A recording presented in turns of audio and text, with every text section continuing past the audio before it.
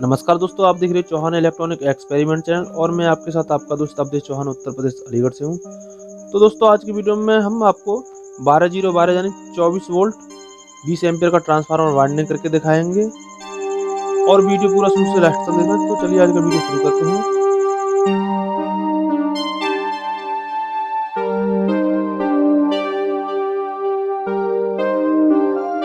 तो फ्रेंड्स, इस ट्रांसफार्मर को वाइंडिंग करने के लिए हमारे पास दो चीज़ों का होना बहुत ज़रूरी है।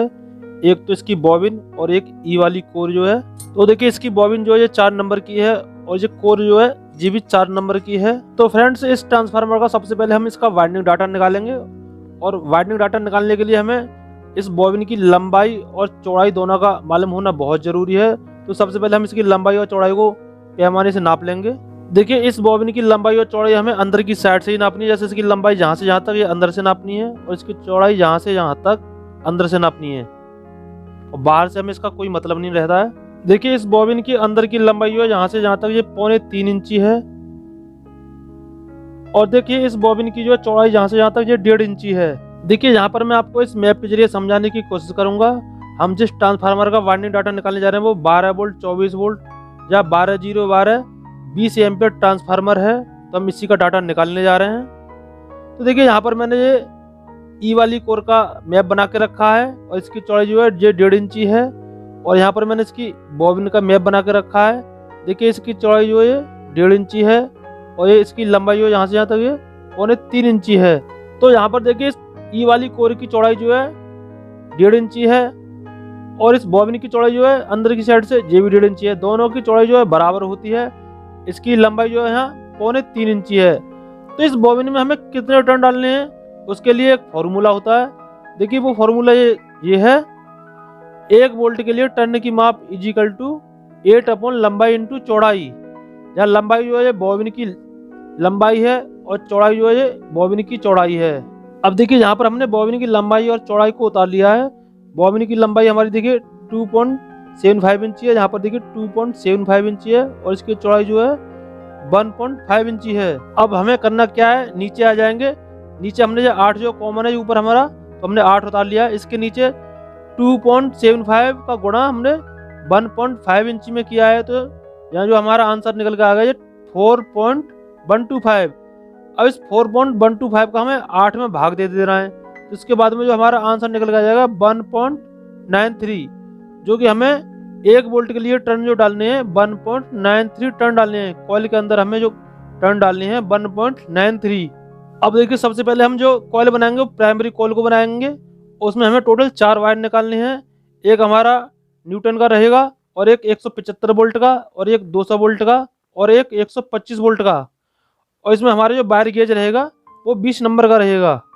तो 175 वोल्ट के लिए हमें कितने टर्न डालने पड़ेंगे, तो हमें 1 वोल्ट के लिए जो टर्न हमें डालने पड़ रहे थे 1.93। तो 175 में हम 1.93 का गुणा करेंगे तो इसमें 337 टर्न आ जाएंगे। तो हमें 175 वोल्ट के लिए 337 टर्न डालने पड़ेंगे। अब इस कॉल का पहला कनेक्शन हमारा 175 वोल्ट के लिए आ जाएगा और दूसरा कनेक्शन जो है 200 वोल्ट के लिए।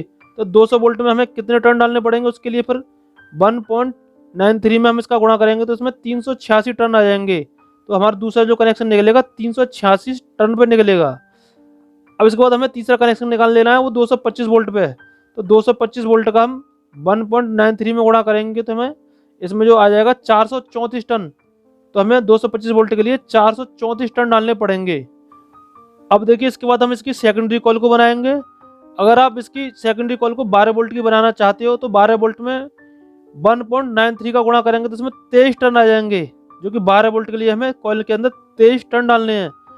अगर आप इस कॉइल को 24 वोल्ट के लिए बनाना चाहते हो तो 24 वोल्ट में 1.93 का गुणा करेंगे तो उसमें फिर 46 टर्न आ जाएंगे, जो कि हमें कॉइल के अंदर 46 टर्न डालने पड़ेंगे 24 वोल्ट के लिए। देखिए, अगर आप 12-0-12 के लिए इस कॉइल को बनाना चाह रहे हो, मतलब 12 से 12 वोल्ट 12-0-12 यानी 24 वोल्ट की कॉइल को बनाना चाह रहे हैं 3 लेयर में, तो उसके लिए हमें क्या करना पड़ेगा, पहला हमारा जो वायर निकलेगा वो 0 टर्न पे और दूसरा वायर जो हमारा निकलेगा वो 23 टर्न पे और तीसरा जो निकलेगा 46 पे। जो 46 टर्न जो हमारे 24 वोल्टेज के लिए थे और 23 टर्न जो है 12 वोल्टेज के लिए थे।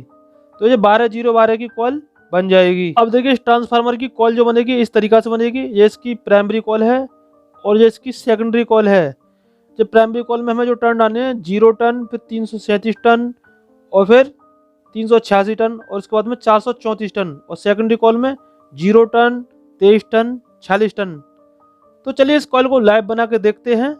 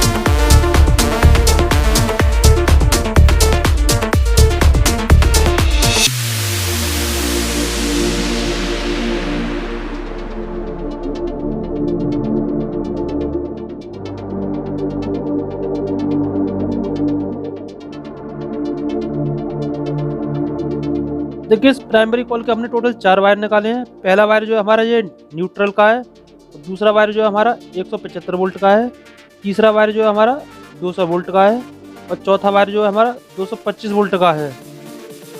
अब इसके बाद में हमें इसकी सेकेंडरी कॉल को बना लेना है।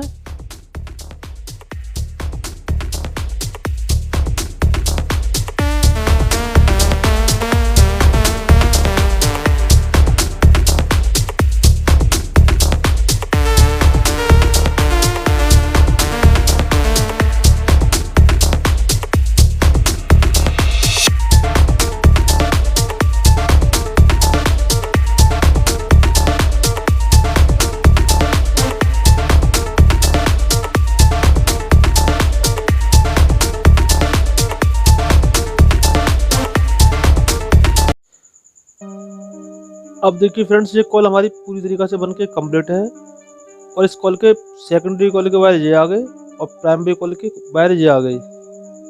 यहाँ देखिए जिसके 12-0-12 के ये तीनों कनेक्शन ये आ गए और देखिए इधर ये पहला वायर हमारा ये न्यूटन का आ गया, दूसरा 175 वोल्ट का और तीसरा 200 वोल्ट का और चौथा 225 वोल्ट का। अब इसके बाद इस कॉल में हमें ई और आई वाली सभी पत्तियों को लगा लेना है और इन पत्तियों को लगाने का एक नियम होता है। देखिए यहाँ आगे इसको यहाँ पकड़ के देखोगे तो एक साइड इसकी प्लेन होती है और एक साइड इसकी किनारीदार होती है। जो प्लेन वाली साइड है वो हमें सभी की इस तरीक़ा से ऊपर करके लगानी है। अगर आप इन पत्तियों को उल्टा सीधा लगाओगे, एक की किनारी इधर और एक की नीचे और एक के ऊपर, तो हमारा ट्रांसफार्मर एम्पेयर लेगा और हीट होगा ट्रांसफार्मर और जल्दी जल जाएगा। तो हमें ध्यान रखना सभी की किनारी जो है वो नीचे को करके ही लगानी है और इसमें एक एक पत्ती लगानी है, आपको ज़्यादा लगानी नहीं है। अगर 2-2 4-4 एक साथ पत्ती लगाओगे तो ट्रांसफार्मर एम्पेयर लेता है, हीट होता है, तो इसमें एक एक पत्ती लगानी है।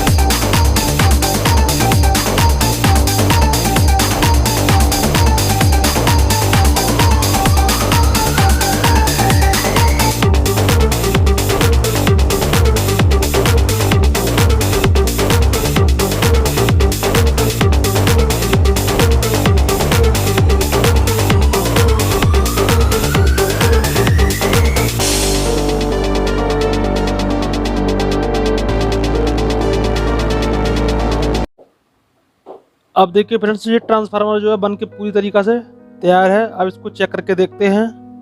अब देखिए इस ट्रांसफार्मर में हमने AC 220 वोल्टेज के कनेक्शन कर दिए हैं, क्योंकि हमारे यहाँ लाइन पर जो है वोल्टेज आ रहे हैं 220 वोल्टेज आ रहे हैं। अगर आपके यहाँ कम वोल्टेज आते हैं तो इसका रेड वाला वायर जो है ये 200 वोल्टेज में लगाना पड़ेगा। अगर 175 वोल्ट आते हैं तो ये 175 वोल्ट में लगाना पड़ेगा। और ये कॉमन है न्यूट्रल वाला, ये कॉमन रहेगा वायर, इसको हटाना नहीं है, केवल यही चेंज करना पड़ेगा। 225 वोल्ट का ये है, 200 का ये है, 175 वोल्ट का ये है। देखिए इस ट्रांसफार्मर के हम वोल्टेज चेक कर लेते हैं, और वोल्टेज चेक करने के लिए हमें अपना मल्टीमीटर AC के 200 वोल्टेज पर सेट करना है, क्योंकि इस साइड में जो हमारे वोल्टेज आएंगे वो AC के लगभग 24 वोल्टेज के करीब आएंगे। और उसमें DC को कन्वर्ट करने के लिए फिर यहाँ डायोड ब्रिज लगाना पड़ता है, इससे हमारे ये वोल्टेज DC के हो जाते हैं। लेकिन फिलहाल में डायोड ब्रिज नहीं है तो डायरेक्ट AC से ही चेक करने पड़ेंगे।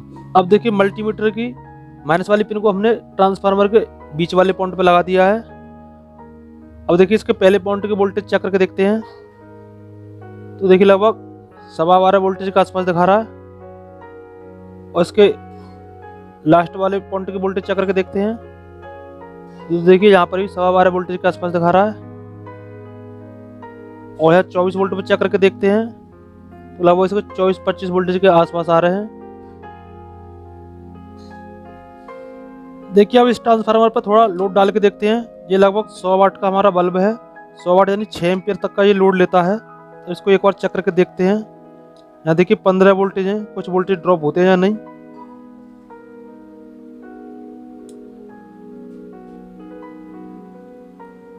देखिए कोई भी अंतर नहीं आ रहा है, 15 के 15 वोल्टेज इस पर रहते हैं, क्योंकि ये 20 एम्पियर का ट्रांसफार्मर है। लगभग ऐसे 3-4 बल्ब तक जला सकता है।